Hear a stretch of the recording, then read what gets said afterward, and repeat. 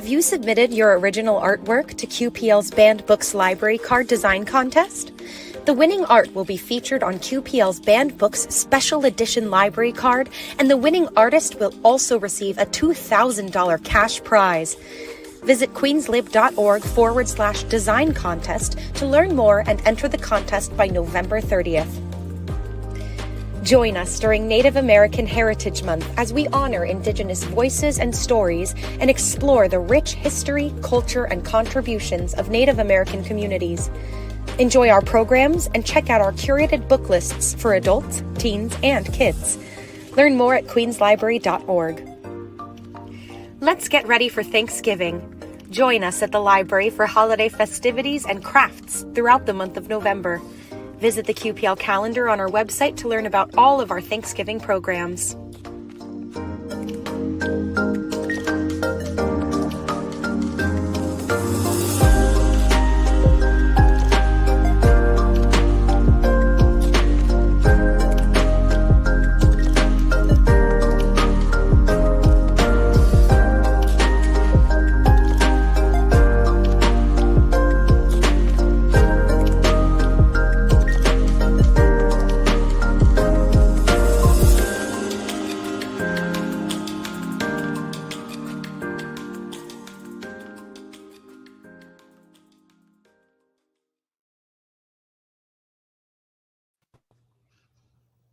Hi, everybody.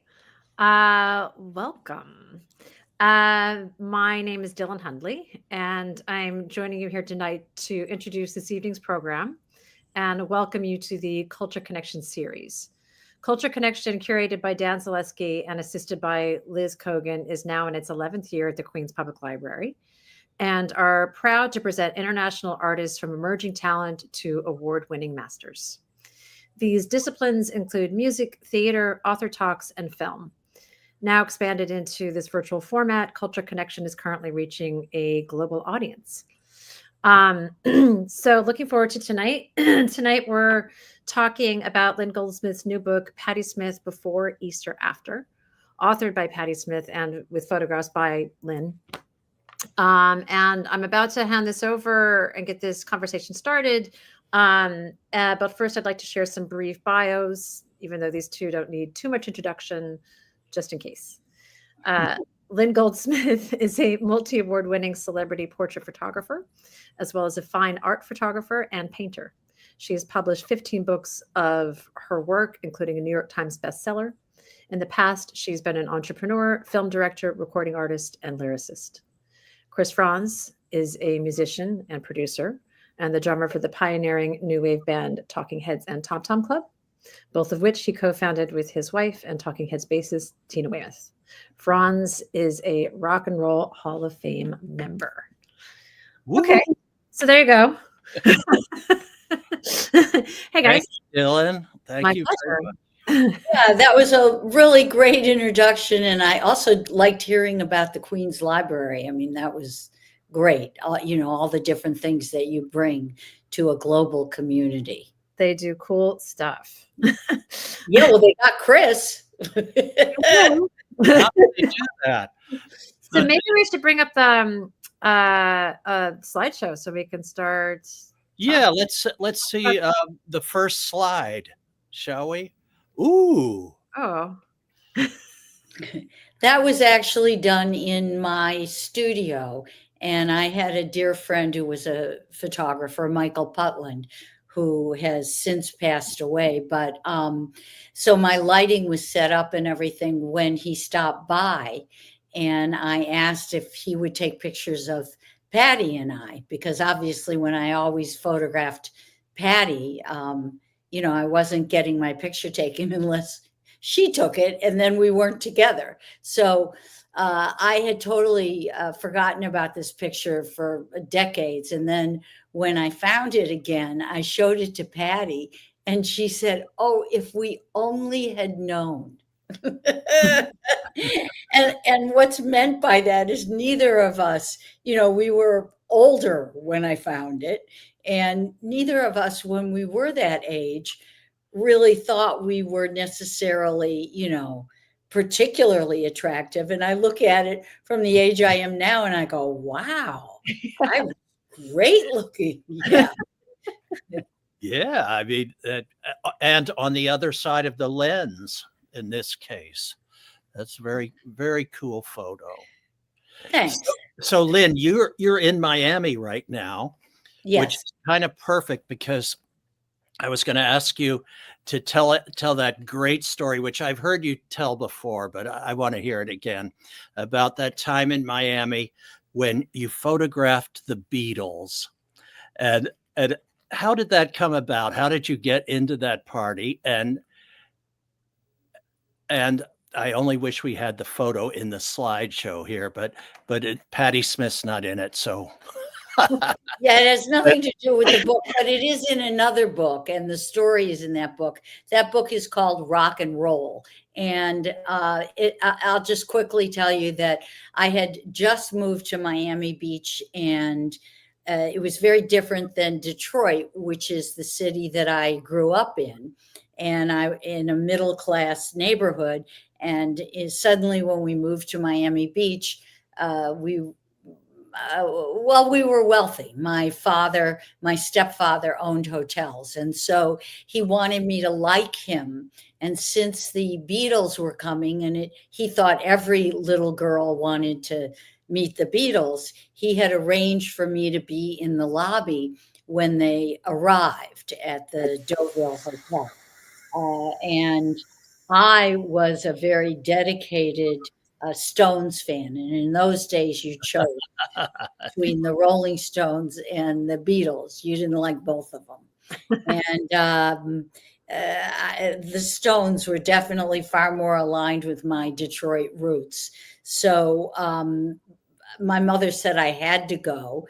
And I always made pictures. I never really thought about that as a career path, nor as a way to earn a living. I just made pictures because it made me more comfortable in the world. So I took my camera with me, and when they came in, I saw that on their feet, later I learned they were called Beatle boots, but they weren't really Beatle boots. They were the shoes, as far as I was concerned, they were the shoes that James Brown wore. And I loved James Brown. Yeah. So I took a picture of their feet, and then John Lennon grabbed my arm because he saw I wouldn't look at them. And he said, "Don't you want our faces?" And I just acted like he had given me the cooties and pulled my arm out of his. And so someone from the newspaper saw it, and they asked if they could process my film, and they ran it in the paper. So I was 16 when my first published picture appeared. That's fantastic. And it was the feet of the Beatles. Yeah. What kind of camera did you have? I don't really remember. I had everything. I started, as a kid with a Brownie. Yeah. And then my dad gave me a Rolleiflex, my actual birth father, who was a serious amateur photographer. So he would give me cameras, then take them back and give me a different kind of camera. They were tools for me to make images, but also for me to just feel comfortable in a place or a room that was new to me. So the Beatles were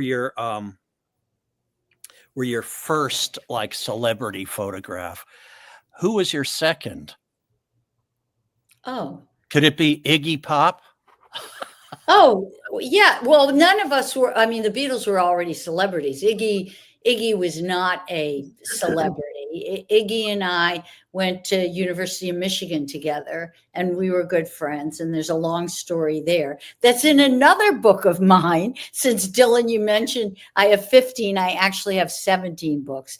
And that book is called Rock and Roll Stories, and it gives you the stories. So, no, Iggy and I had different bands in college, and yeah, when I took pictures, I don't think either one of us ever thought that that was going to be a thing.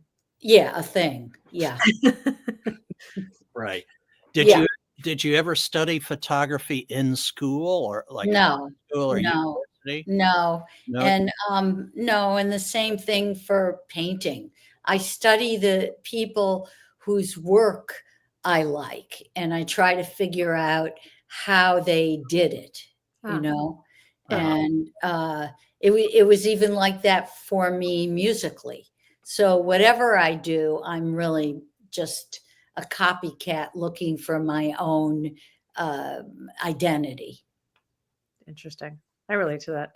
Yeah. It's interesting though, when you were mentioning though, your father is giving you the cameras and the different cameras, and you just said that it was because it gave you a comfort, right?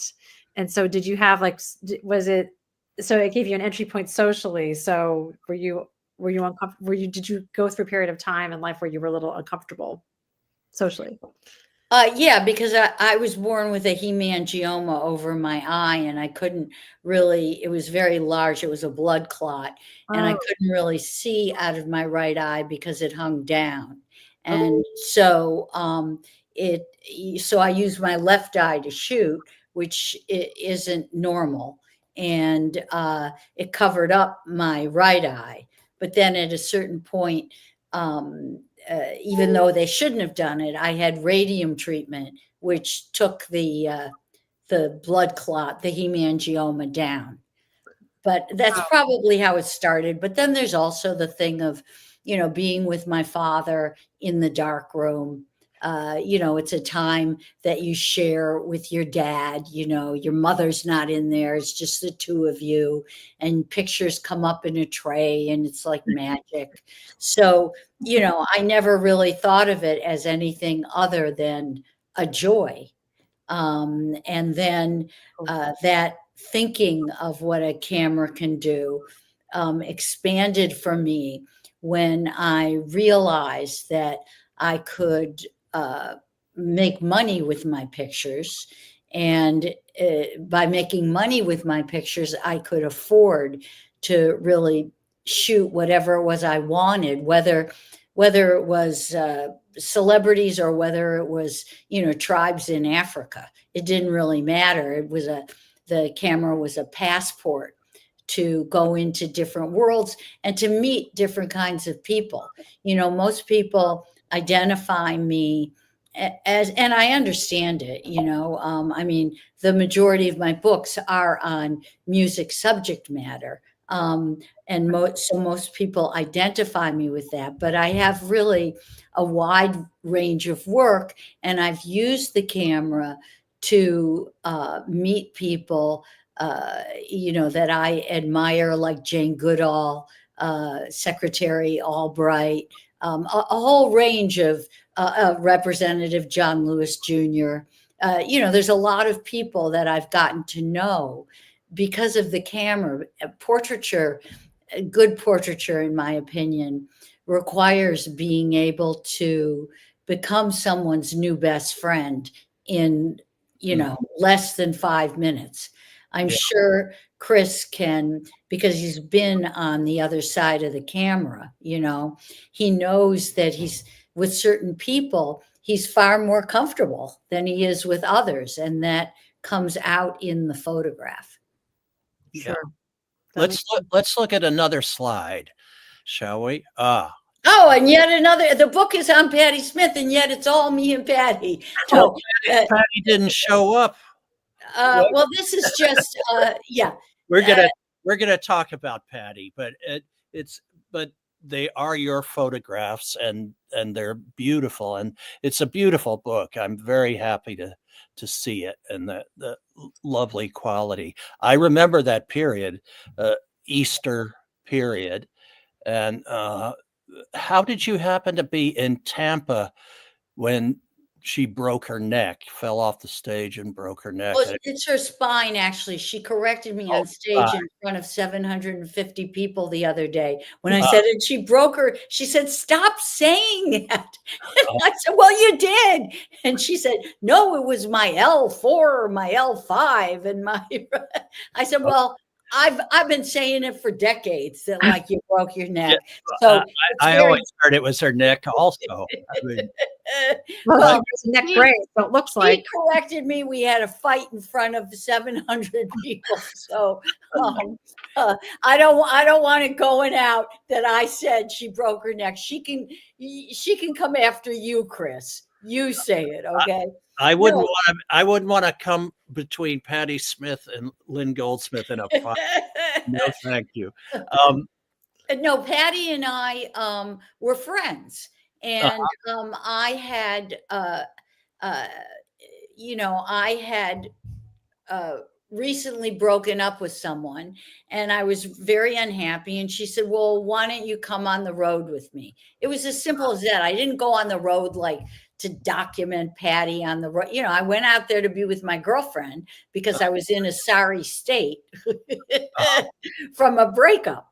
And and so this was the opening show in Tampa of that tour. She was opening for Bob Seger. And, lots of people have written about, as well as stated as if they were there, that either Patty was stoned or high or whatever it is. And that's not what happened at all. It was as simple as Bob Seger did not allow the band to have the space that they really needed for their equipment, and not the lighting so that she could see where she was on the stage. And I saw that wire because I was on the side of the stage right by her, and I thought she could trip over that. And I was about to run out and grab it when she tripped on it and went over. And it was a 14-foot stage. Oh. Yeah. Yeah. But it was, some things sometimes you feel they're meant to be. I feel like it brought Patty home back to New York, where she really had to focus on her writing, because she was not supposed to be out there performing, but she was working really hard on her PT. And we can go to the next slide. Maybe that's in there. I'm not quite sure. No, this is the cover of the book, and that's another story, which I'll get to. I'll finish because the other slides are further on.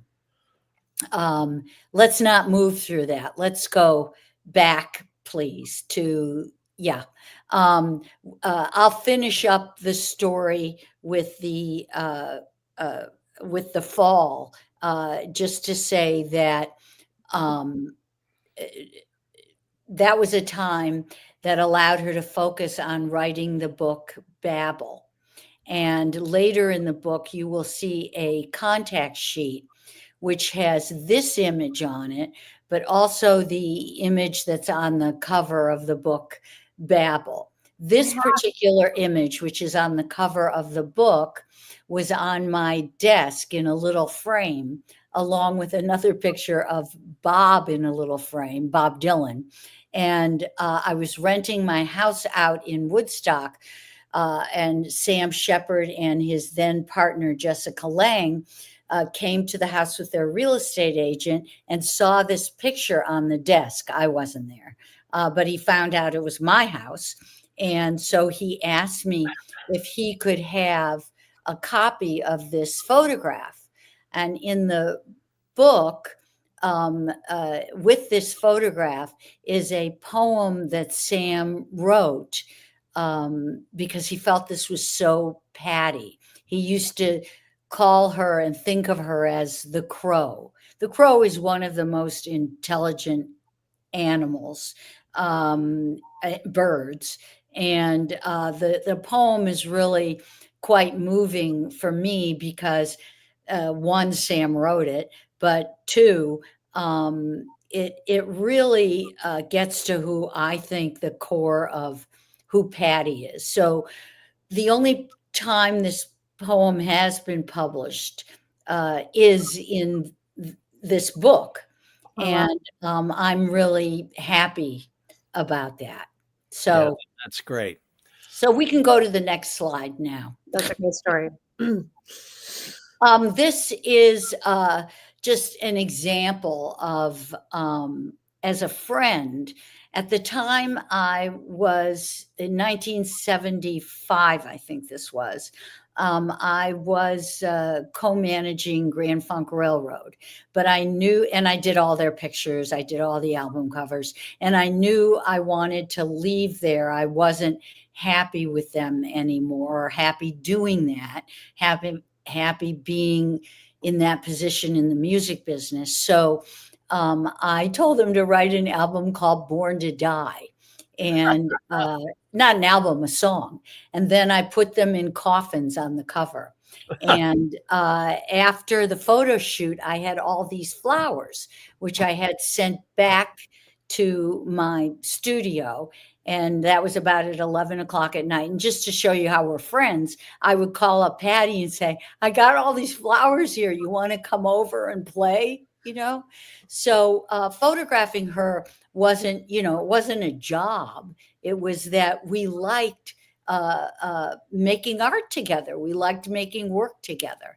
And this is, a picture from that. Want to move to the next one? We'll see what we got there. If it's from this. Oh, that's, this is just more aligned with Patty's style,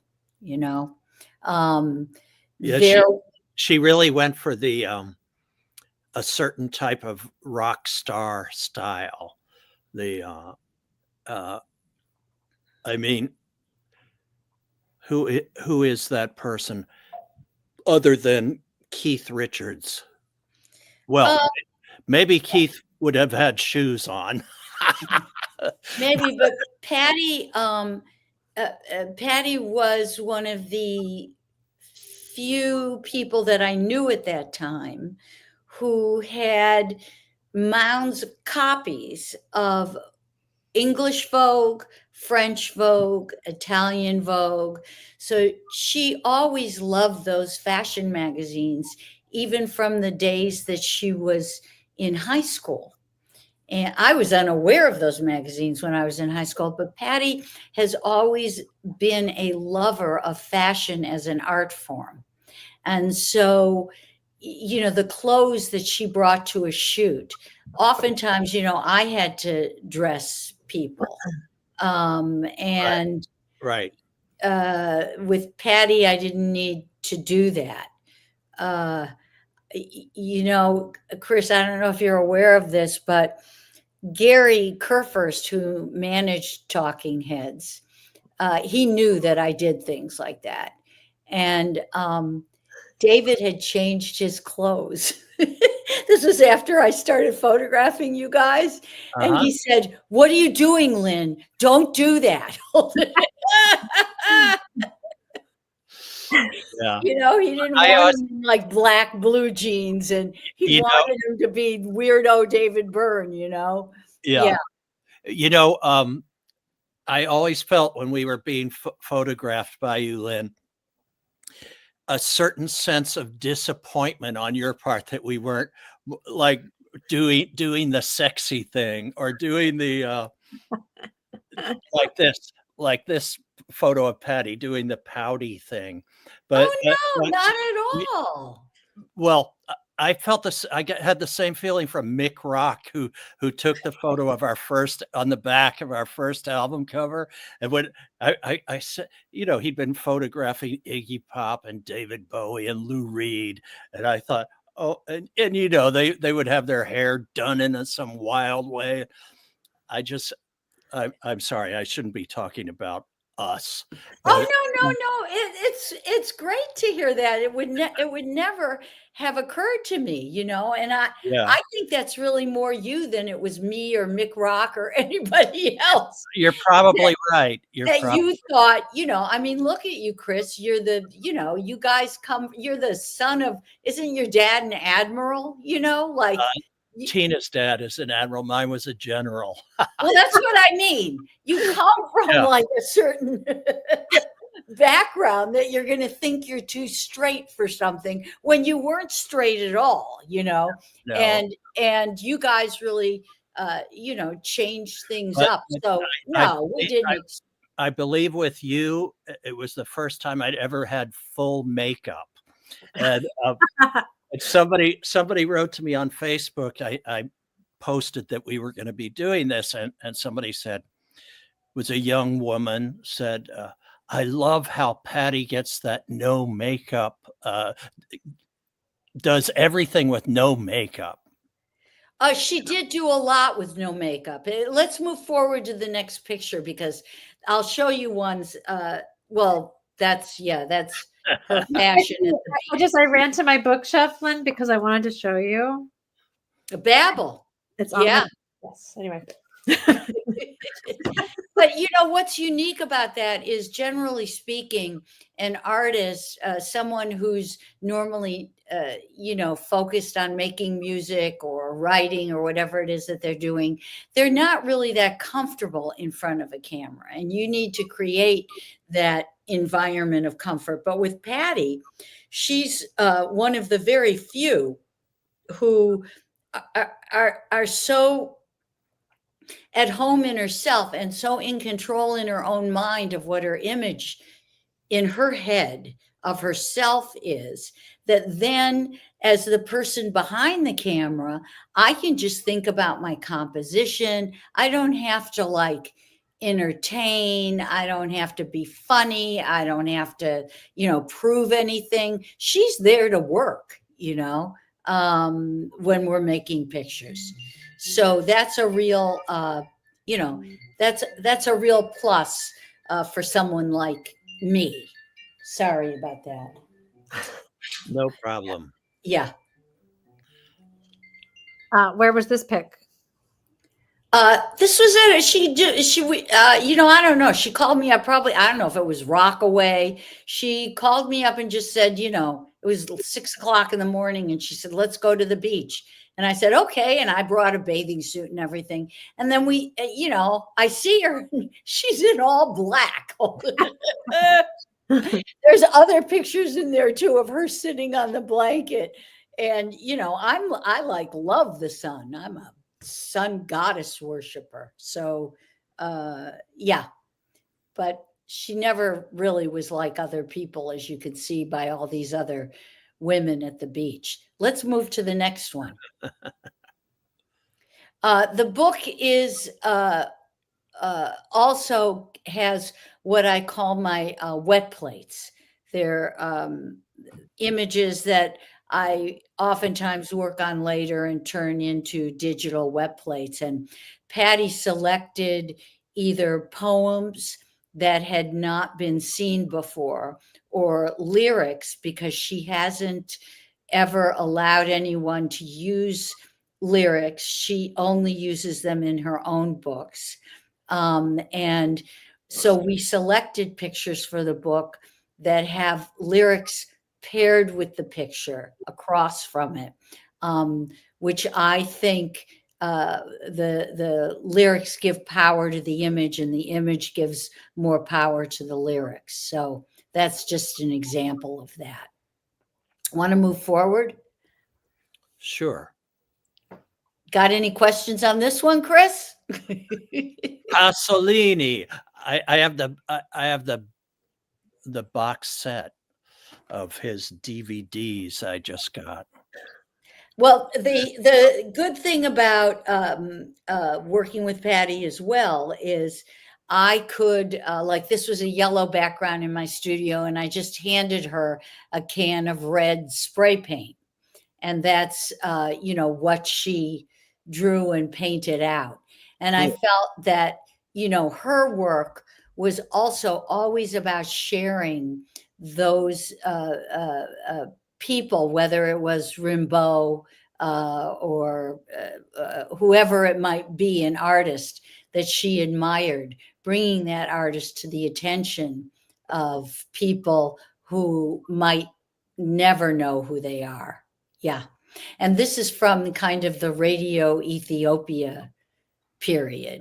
How is, I know you would not presume to speak for Patty, but how is she feeling about the state of current affairs in the United States? I mean, she's always been about, people have the power and it's time for revolution and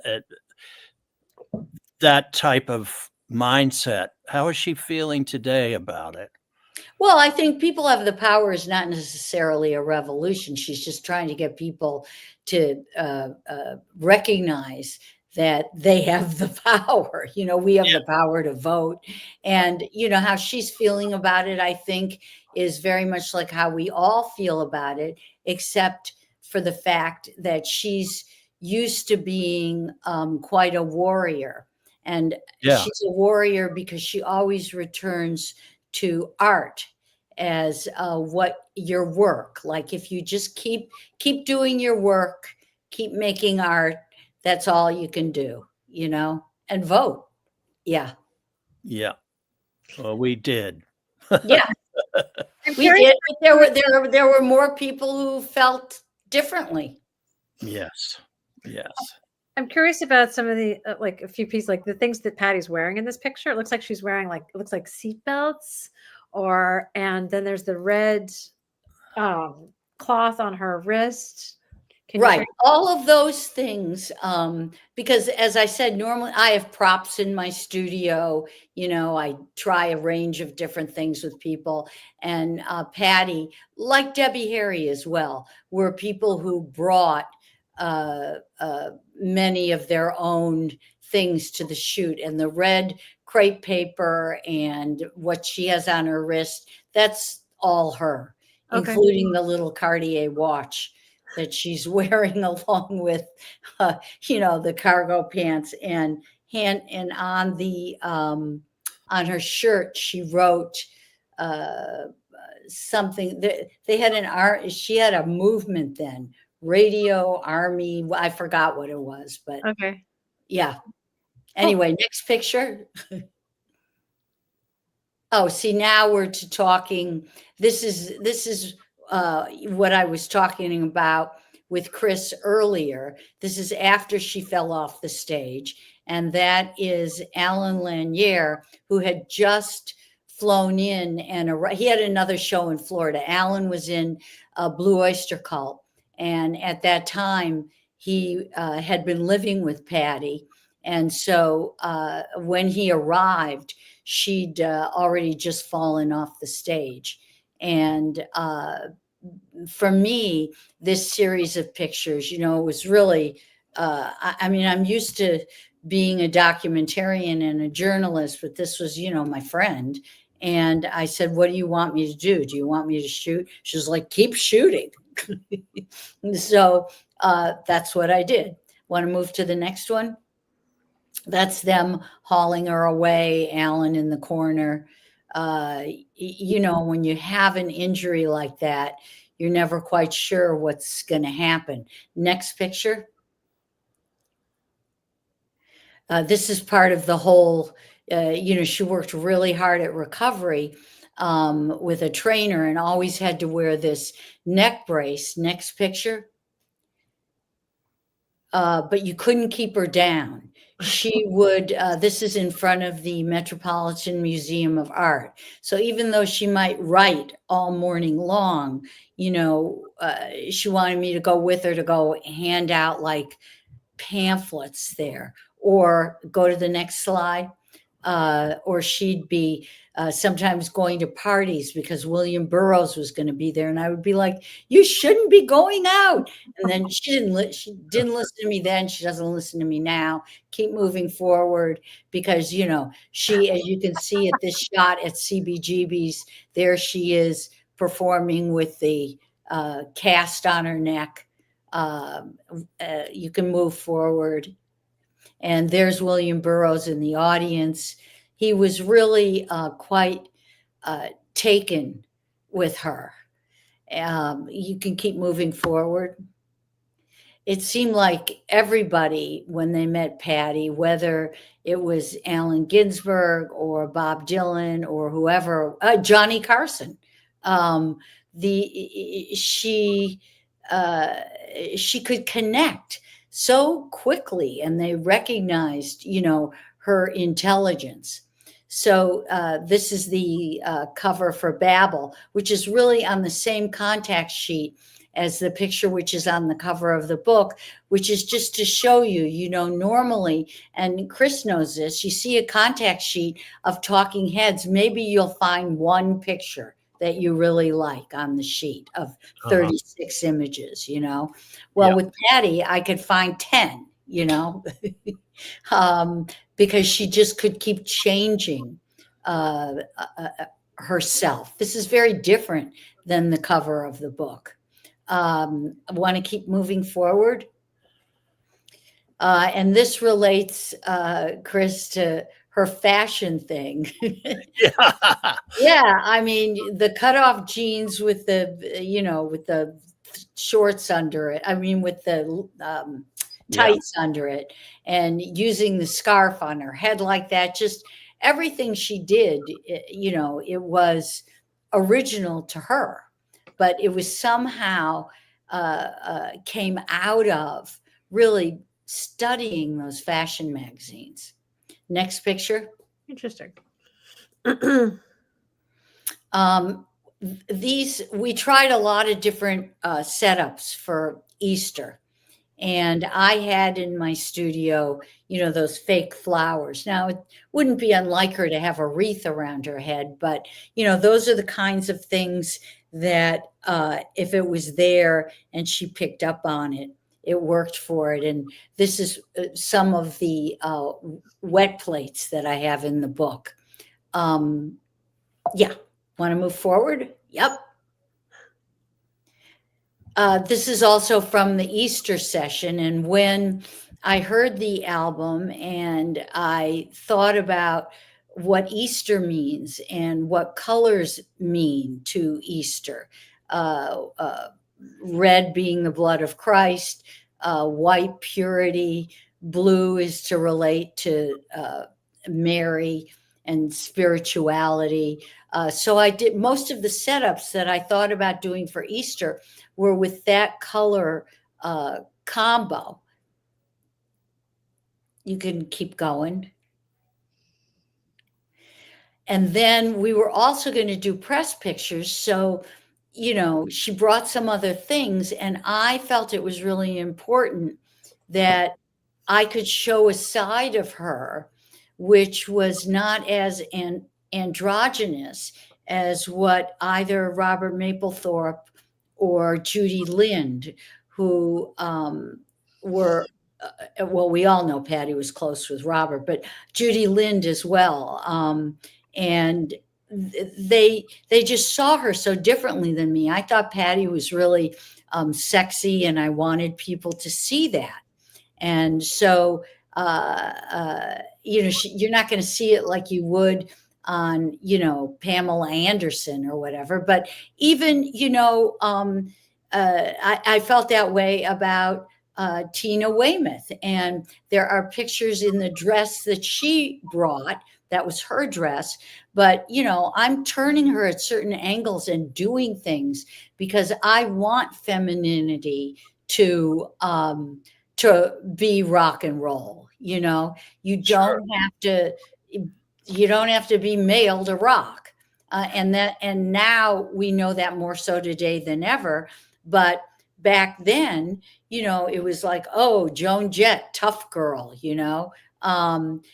Debbie brought a kind of femininity to it. Debbie, Tina, and Patty, you know, but I sort of had to, Patty already had a built-in identity from Horses of this androgyny. And so when we did the brown background ones, want to go to the next one? And we saw this picture. We both felt that would be the album cover for a number of reasons. You know, you didn't need to stick to the traditional idea of the colors of Easter. And that this one, because of the way her arms were raised, and it was really the first time she was ever able to raise her arm after taking the cast off, to get it all the way up like that, which in fact is, you know, kind of a physical resurrection for her. And, you know, all those things like having a bracelet on, but the chain of the bracelet is broken. All of those things are what make it so Patty and not, you know, not, not share. It's a wonderful photograph. Wrong with that, you know what I mean? It's just it's not who she is. So It's so beautiful. Yeah, It's such an incredible photograph. And yeah, I got another. I can remember when I first saw it, I thought, oh yeah. Well, one of the interesting things is last night when I saw Clive, we talked about this album cover because Clive he really wanted to have the underarm hair airbrushed out. And I was like, you can't do that. This is who Patti Smith is, you know? And fortunately, Patti was one of the first artists to have control over her album cover artwork. And so they had to leave the underarm hair in. Yeah. That's great. Yeah. It's cool. Doesn't like it. Yeah. And like another, you know, question too, of like the gold necklace that she's wearing improperly or properly, however you want to look at it. I mean, it's so great. So who was that, her or you that placed? Well, it's her necklace. I added a couple of charms to it, but I pulled it over there. Not that she, you know, she just trusted me, you know, but it's not like I said, oh, I really want people to see that you have breasts because you look so flat chested in everything, you know, but I did, you know. So when she sees it, she knows that, and maybe she knew when I was doing that, you know, because she's very collaborative. And if it doesn't work out, then, you know, then we would squelch it. Which there might be a picture in this group. There is in the book where she's wearing this white feather headdress. Let's go to the next picture and see if it's in this group. It's not. But anyway, that was an example of she let me try something that was totally not her. But I just wanted to do something that wasn't her and to have what I call a pattern interrupt. You know, it allows you to think and feel differently. And so we put that picture away. And when I was selecting pictures for the book and showing them to her, we decided that one should go in the book and it's double page. And, you know, even when she knew that headdress wasn't her, she gave an expression that fit the headdress, you know. These pictures are just, I don't know if there's a series coming up, but these pictures, by this time, she was on the phone all the time with Fred Sonic Smith of the MC5 and, you know, who she ended up obviously marrying and having kids with. So let's go to the next one. I think it's the last one. Yeah, these are shoes boxer shoes that she gave to her mother to hold on to, and her mother gave them to the Rock and Roll Hall of Fame. And I remembered them, and I felt that they were very much a part of that period of time. And I had shoes kind of like that, but not as good. I couldn't find ones just like her boxer boots. I had these other ones from the Salvation Army, but she wore them all the time. And then, as you can see, she put tape around them. She really didn't want to give them up. And I said, the boots have to be part of the book. So her mother had passed, and we called the Rock and Roll Hall of Fame. And it was really hard to get these boots back from them. And they came to Patty's house with them. And they gave me like 15 minutes because they wanted to pack them back up and put them back on the plane to take them back to Cleveland to photograph these boots. So it was nice to see them again and really to be able to share them with those people that have wanted to walk in her shoes for so long. These were the shoes she walked in. You know, Lynn, I one thing I loved about this book is there's some great pictures of the band. Sometimes Patty's with them. I guess usually Patty's with them, but Lenny Kaye and JD and Ivan and Richard Soule. I mean, somebody needs. Let's move forward. Maybe there's a picture of the band next. I'm not sure. This is the end of the. Oh, it is. Oh, okay. There was one photo of them on stage at CBGB's, but there's some other there's one where they're all on a bed together, and I remember stories that they used to sleep in, like, was it one room? The whole band in the early days would sleep in one room. Well, that wasn't a room that they slept in. That was actually my bedroom.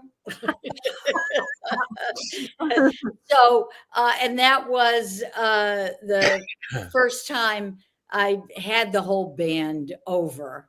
And because the writer for Grand Funk demanded that there be 2 bottles of Dom Perignon left in the dressing room, I would have them sent back to my place in New York. And on that shoot, the entire band, Patty and I, drank all the Dom Perignon that I had saved for years. I mean, there's a picture in the book of Patty with a lot of champagne bottles, Dom Perignon champagne. Yeah, I love that photo. Yeah, we drank them all. That's good. Yeah. We got a couple questions, so I'm going to read them. So this one, I had a friend growing up in New Jersey who had a relative who attended Glassboro State College with Patty. This woman told me Patty had won a talent show there singing Secondhand Rose from Funny Girl. Did you ever hear this story? No. Okay. Doesn't mean it's not true. I just never heard it. Yeah. Can you talk about your photo for Radio Ethiopia? My photo is on the back cover. Judy Lynn's is on the front cover. And, for Radio Ethiopia, and I knew it was going to be that way, that Patty had wanted to work with Robert on the first one, Judy on the second, and I was doing the third one.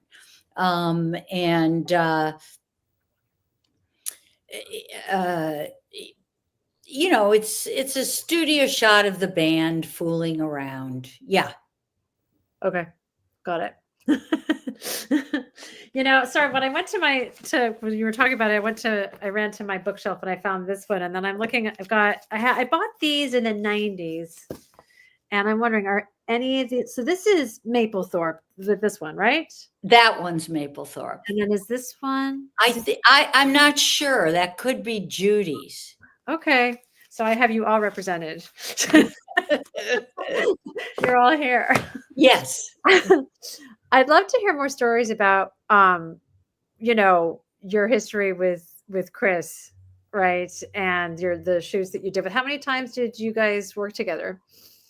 Oh, I'm not sure exactly. I remember 2 times in New York distinctly. And you came and you shot us at Central Park when we played at Central Park, and of course in the Bahamas, and boy, that was fun. I remember one night there was a shooter. Do you remember this? A guy with he shot at me. So you don't forget that. Yeah. Yeah. Yeah. That never happened again in that neighborhood, I'm happy to say. Well, Chris Blackwell made sure that didn't happen again. Yeah, he did.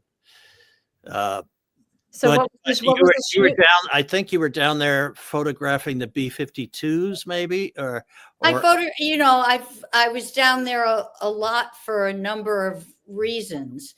One, as a recording artist on Island myself, I was there to work on my Will Powers record.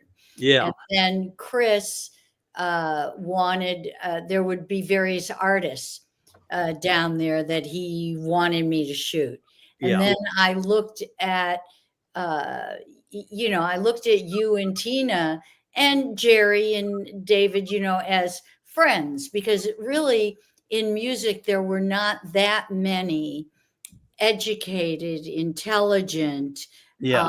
even art school people. And so you gravitated, you know, it's like as much as I like, let's say, I like Van Halen, but they're not my tribe, you know. And no, they're fine, you know. But when you're with, you know, Jerry and David and Chris and Tina, you just feel like, you know, those are your school chums or something, you know. You want to be friends with those people because they're smart, they're funny, and they have interests outside of just music. Okay. Their life is bigger than just making music. Whereas there were a lot of artists who that was the whole kit and caboodle, you know, they didn't even know what current events were. Right. So, yeah. So, you know, so there are people you want to hang around because they're interesting, you know, and Chris and Tina certainly were that. So Well, thank you, Lynn. It's very kind of you to say. it But is. who are your? I mean, naturally, Talking Heads is among your favorites, but who are your absolute favorites other than Patti Smith and Talking Heads In music? and people you photographed, whether they're rock musicians or not? Oh, well, you know, it's so different, a question because, you know, there are things that you get into conversations about, you know, like I will never forget my photo shoot with John Lewis Jr. and his talking to me about the, you know, the march and Martin Luther King and, you Yeah. know, there's just people that I feel I've been so fortunate to have this time with. Or, you know, for example, I mean, that's someone who's, you know, not a musician, but on the other side of the coin, you know, I really think that Paul Simon is probably, you know, it's like for me, him and Bob Dylan are, and Paul McCartney, you know, Bach, you know, it's like Paul McCartney, they're on a level that that requires that they know so much about a lot of different things. And generally speaking, all of those people are are are just really interesting and funny and you know, for the most part inspiring to be around. Frank Zappa, you know, I feel so fortunate. I spent 13 years photographing Frank, and to have very long periods of time and also where you like I lived in the house with the Zappa family for a while, so you know, it's experiences like that with people who are truly artists driven to grow and to do their best work, and they know that that comes from constantly improving themselves. Well put. Yeah. Do you still work with Patty? And do you guys still shoot? I took pictures last night. If you want to go to my Instagram at Lynn Goldsmith. Cool. Yeah, no, I'm going to do that. yeah, you know, I post there all the time. But there are people I use my camera, you know, to meet or places to, you know, it's like, oh, I want to go to that place. And for me, the place becomes more interesting because I'm making pictures. So, Awesome. yeah. Very cool. 65. You told a story that really stuck with me when we were at the Westport Library. It was your Miles Davis story. The first time you shot him. That's a great story. If we have time, I'd love to. I think the audience would love to hear. Sure. And actually, I started, maybe it was during COVID, I started doing paintings, listening to one album. You know, each painting was a very different kind of artist. And because I only work in oils and you're waiting for layers to dry and then you move to another painting, it gives you a whole new perspective when you come back to it. And I did one painting that is Miles, that I call Miles Davis, and I actually like see him and feel him when I look at that particular painting. And it's the painting is kind of just like the time that I spent with him, where he put me through a lot of tests, more or less torturing me, to see where my boundaries were. And it went on for 8 hours at his house. Everything from when I would ask him what he wanted to wear, where he would say, I want you to go upstairs. I want you to go in my closet. I want you to pick whatever you want out of my closet. And I said, you sure you want Mr. Davis? You want me to go in your closet? And he would say, did you hear what I said, girl? You know, and so I did that. And then as I'm carrying the clothes downstairs, he's at the bottom of the stairs screaming, what were you doing? Were you in my closet? What were you doing in my closet? So I thought, what am I doing here? Why am I putting myself through this? I don't care how talented he is. He's a schmuck. And so I basically told him his brother was there, who was going around in a pink robe with like rollers. And I said, listen, it's okay. I won't photograph you. I'm going to photograph your brother and give it to the magazine and say it's you. And so he got a little more agreeable. And then to make a long story short, we were out the final setup. I hadn't gotten off one picture yet, but it was final for me. I hated him by that time. And I hated myself because I had stayed there that long and let myself be treated in that way. And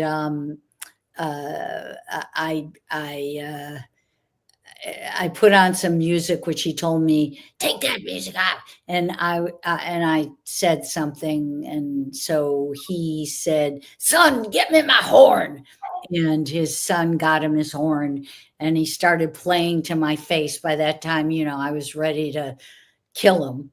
And the amazing thing, well, two amazing things. One, as he played, the sun came out, but the sun was setting and dark clouds had moved in, and the sun came out, and I really felt completely free from all my anger and hatred, and that I was in the presence of, if there was such a person or an angel, I was in the presence of Gabriel. And I couldn't have been more grateful for having a life that led me to that moment. Wow. Because it was magical, but it was more than that. It was a spiritual understanding of how powerful a musical connection can be for another human being. And for me to have, I can hold on to hate really well. And, and for me to let go of it like that, because somebody is playing, and yet Yet it happened. And I'm not a jazz, I was not like a Miles freak or a jazz fan. I come from the Motor City. Maybe if it had been Little Richard, it would have been a different thing. But so even more, it was even more powerful because of that. Because I couldn't say, "Oh, I've always admired." No, it was just the truth that could uh, he could play in such a way that it would change you in a way that was more human and better. I love the story. It's a good story. I think we're at time, guys. Oh, Well, thank you, Dylan. That was really great. And Chris, I mean, I really appreciate that both of you took the time to do this. And it's a great pleasure, Lynn. And everybody go out and get the book. It's fabulous. Really great. Wow, it's huge. Thank you. Beautiful. Yeah, it's got a little ribbon too.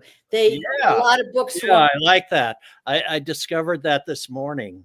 Nice. Yes, to save your place of where you like it. Yeah. I hope everybody has a wonderful evening. Same to you. Thanks. Bye-bye. Thanks, everybody.